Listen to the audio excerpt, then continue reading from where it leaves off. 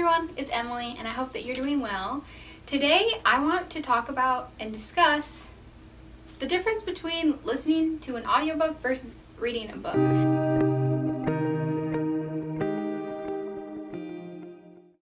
Because I tend to actually, when I have a book that I want to read, decide whether or not it's going to be something that I listen to or I read. And I find the experience and the way that you are getting the story is different in each form. So I just wanted to talk about that today. I have been both reading books and listening to books since I was a child. I grew up being read to a lot, but also listening to audiobooks on CDs when those were around. I would listen to the Harry Potter books. I remember getting all of the Narnia books on my iPod when I was a kid and listening to them while I was on a train ride for a few days. And I really like those memories that I have of listening to those audiobooks. But I've also been reading a lot since I was a kid, and I do find both to be different experiences. Something about audiobooks, and I just started listening to Anne of Avonlea, and I found this to be the case. When you're listening to the book, your mind is kind of free because you're not scanning the page, so your mind can wander and can imagine the words that the author is explaining and the picture that the author is creating. It kind of frees up your eyes for that. And I like that with really descriptive books, being able to listen to them versus read them. Another thing is that I know, particularly with To Kill a Mockingbird, which I listened to recently, you can really listen to the rhythm of the writing in a different way when you're hearing someone read it out loud versus when you're reading it. Because when you read, you do tend to just, you're just reading the words and you're not processing them or like reading them actually out loud. So you can hear that rhythm and that flow. The biggest thing that I appreciate about audiobooks is the element of multitasking. I was just organizing the kitchen and reading an audiobook, and it was great. So I love that when your hands are free and you can do whatever you want while you're listening to the book and you're still getting the story and consuming it. It's just in a different way.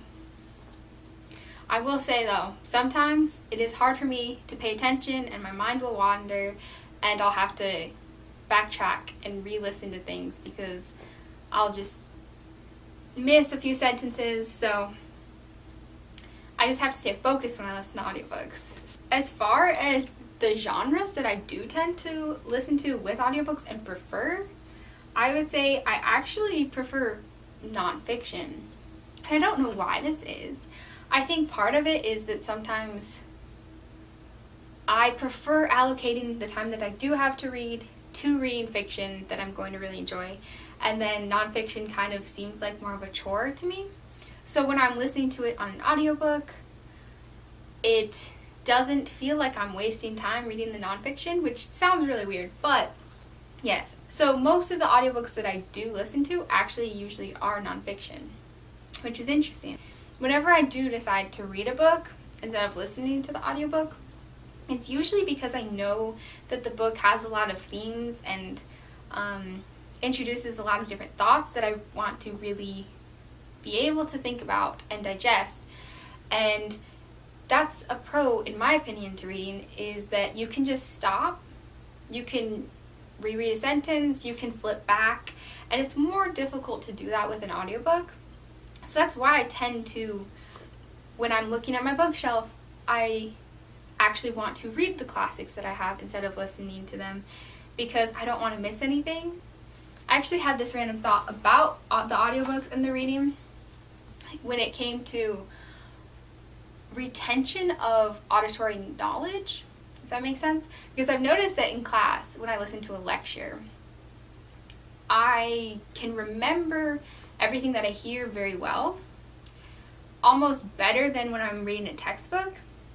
And I just had the random thought that maybe that's because I developed my brain in a different way because I've listened to so many audiobooks throughout my life that I'm used to intaking that kind of media and knowledge through listening. I don't know.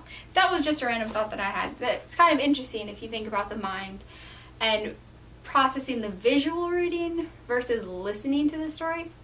It's activating different parts of your brain, and I was just geeking out about thinking about that and what parts of your brain are kind of working when you're reading versus listening to the audiobook. Yeah, that was just a random aside.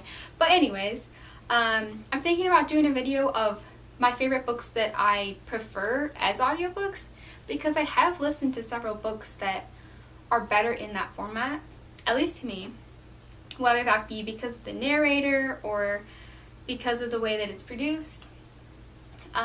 So that should be coming up soon. But I would also love to hear your thoughts about listening to audiobooks versus reading. Thanks for watching this video, and I will see you next time. Bye!